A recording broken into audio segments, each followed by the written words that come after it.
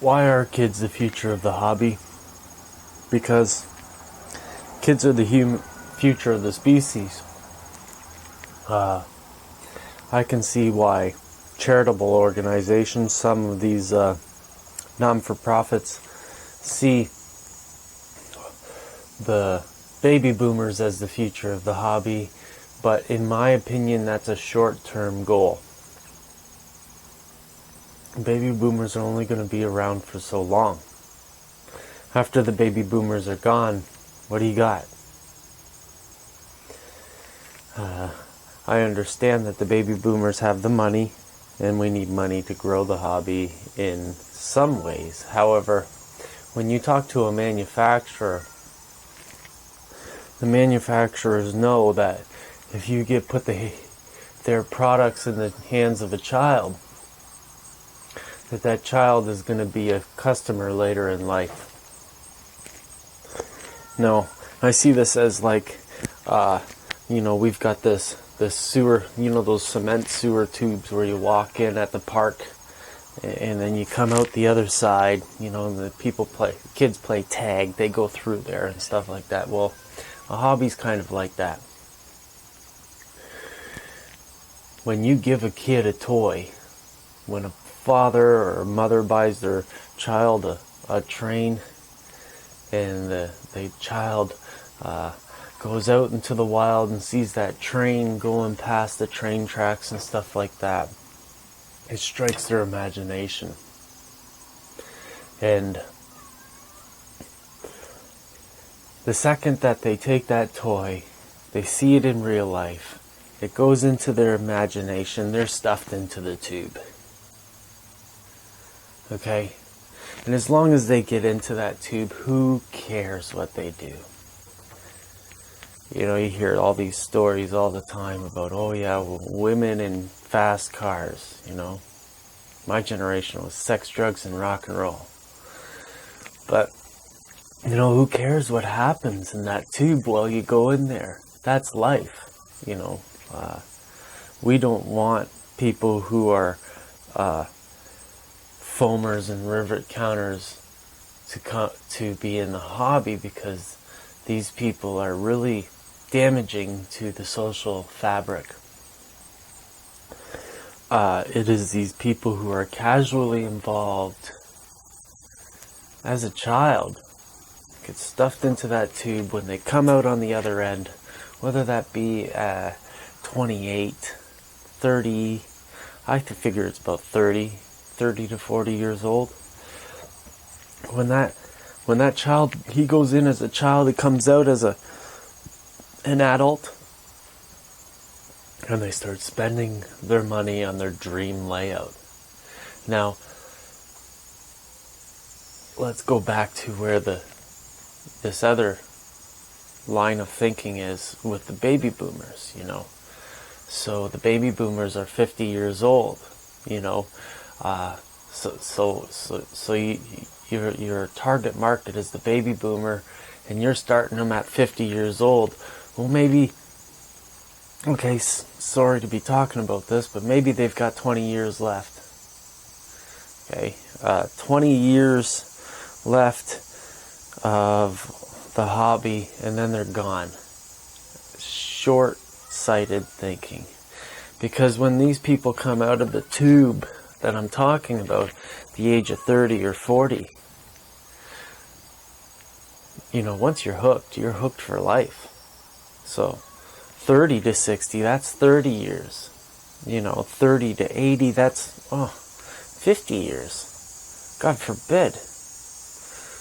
So these people who think that, we got to focus on these people who have money, they're not getting the whole process. Because what you do is you strike the interest in this kid, whether that be from a parent buying a toy for the child or an organization giving a toy to the child, because they know that, or they recognize the socioeconomics that child might not be able to get into the model train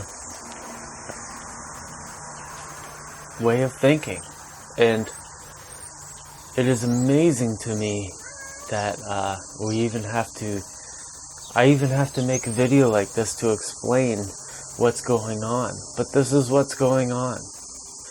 You hook them young, you let them free, you let them live their life through their teenage years and 20s, 15 to 25. Let them go. They'll come back. That's the power of imagination. And that's why we're giving trains to kids.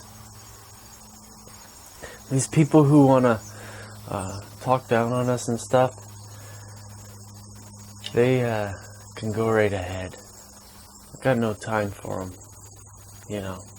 Greed has its way of showing its way through. I think it's just greedy to focus on baby boomers.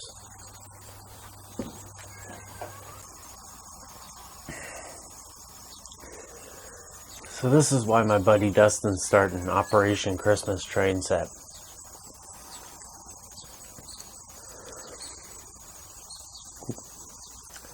Fall and winter is the modeling season. Christmas is at the culmination of that modeling season. In the early years of this foundation, Dustin's going to have he's going to figure out that in between March and October are going to be the slowest, most heart-wrenching time for a guy who's trying to give kids trains. He's not going to get the stuff that he wants. He's not going to get the attention he needs. But come modeling season, it'll go fast. It'll go strong. And,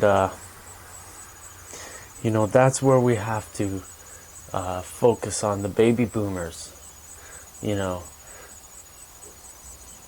Don't get me wrong. I don't have anything against baby boomers, but, they really were the last generation with high-paying jobs for everybody. Why is it that they can't give back to the hobby? Why is it that these organizations who say that the focus of the hobby should be on baby boomers, why is it that we should be serving these people hand and foot? I think that we should be making these people part of the,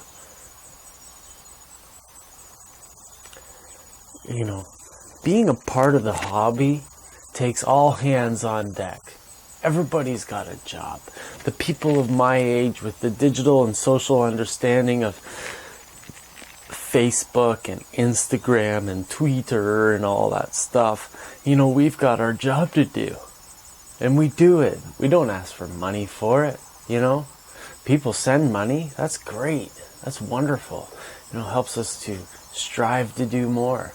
But, the baby boomers should be given back the way they had people give to them when they were young.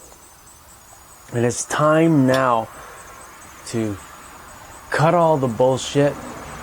It's time now to cut all this punditry and I think this and I think that. This is the way it was done in the 1930s. This is the way it was done in the 1950s. This is the way it was done in the 1960s. It started to fail, as Charlie Getz says, starting in 1984. This is when the hobby started losing its kids, Charlie says. There's a statistics. There was a gentleman in here who was seeing the fall in the youth. Well, I was born in 1975. I know what it's like to gone through this generation because, at the age of 30, I got into trains and I was like, I ain't never seen anything like this, which it figures, because I was born in the wrong time. And people who are 10 and 20 years older than me, We're born in the right time for this hobby. And it's time for us to get our heads out of our asses and start thinking about the future of this hobby and bring it back to the kids. You got me, bro?